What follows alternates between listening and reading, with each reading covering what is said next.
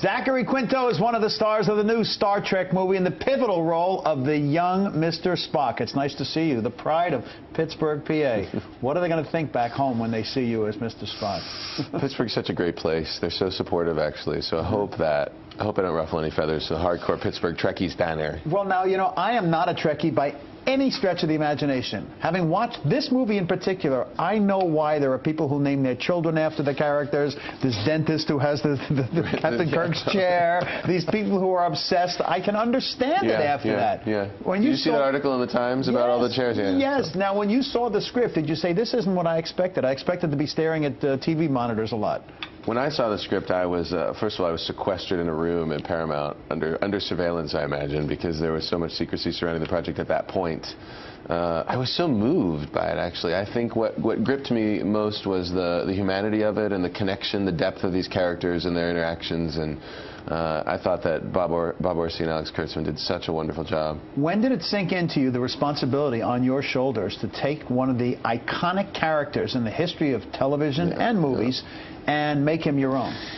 Oh, roundabout when I put the ears on for the first time. I started to settle into this as not just theoretical anymore, but something that I actually had to stand up and step into. So, yeah. And the relationship between you and Kirk is one that evolves in a unique way that we'd never seen before. Exactly. Was that part Kirk? Was it part Chris Pine playing off you perfectly? Because I saw the two of you together once recently in an interview, and you kind of have this adversarial mock relationship. Tell me the first time you met him and realized that you'd have to be acting off him. Well, Chris and I knew each other a little bit before either of us got cast in the movie, actually, so it was nice to enter into an experience with someone that I already had at least a foundation of connection to, and then we just built on that. We both come from similar backgrounds. We're both, you know, theater trained and did a lot of theater, and so we have an understanding for how each other works and respect for that. Right. So it was easy, really easy. You starred in the Pirates of Penzance on stage, right? In the Kevin Kline role. Yeah. I mean, you won the Tony Award. What's the thing? Oh, you were the general, right? I was the general. I was the old man. That's right. You were the old man. When I was 16. So had you seen the production, which was pretty famous in New York at its time? I hadn't seen it. I saw the movie with Linda Ronstadt, and then I put a lot of shoe polish in my hair and made it happen. When you saw yourself with the ears the first time, were you surprised at the look, or did you? I mean, you were chosen for your look, for your presence. What did you do at the audition? First of all, did you read something? Did you? I went on tape. Again, with this shroud of secrecy, we weren't allowed to be given any material, so I had to go into April Webster, the phenomenal April Webster's office, who cast the movie, and just read the material. And then she sort of left me in a room for a little while, so I surreptitiously copied it into a notebook so I could take it with me and work on it, because then I came back from audition a couple of days later. And did you read something that you chose? It was a scene that is in the movie, actually, the scene between Spock and Sarek that takes place on the transporter pad.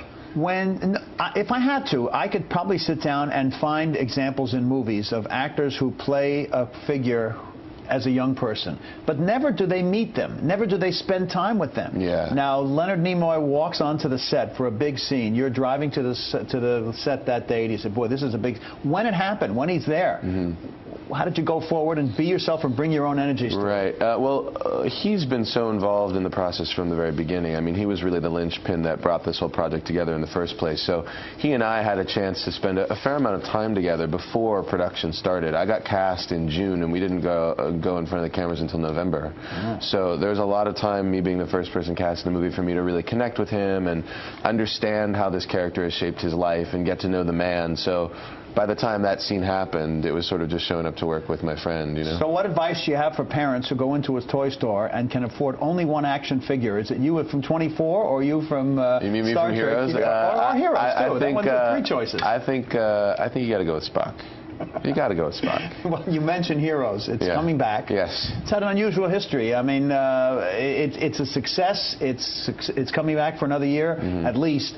You're going to be able to do that and go on and do movies at the same time, timing it for hiatus periods? Right. Hopefully. That's my goal. I mean, it's such an interesting schedule because the writer's strike really changed the dynamic of the production year, the schedule. So like, we finished 2 weeks before I started the press tour for the movie, and then I finished the press tour, and I have have 2 weeks and go back to work. So there's really a sense of cycling through right now. You were on a terrific show, and I think I was the only person watching, with Ellen Burstyn and Paul Sorvino, called That's Life. Really nice show about a working class family. He was a toll booth collector, and they owned a restaurant, and he was a big New Jersey Devils hockey fan or something. What a sweet show. It was a great show. I did a couple of episodes. It just went It died. out the window. A season or half a season. Right. Do you get cynical when something good like that happens and nobody watches? I wasn't invested enough in that show to have that much of an opinion in terms of the way that it ended up going. But you know, over time, you just learn that that's the way it happens. You know what I mean? It's just the unfortunate reality of this business is things come and things go, and you never know what's going to catch. You can never predict.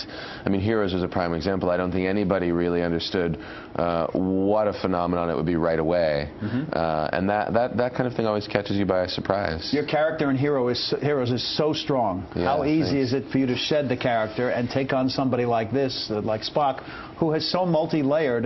Sometimes you like him, sometimes you don't. Eventually you do like him. Right.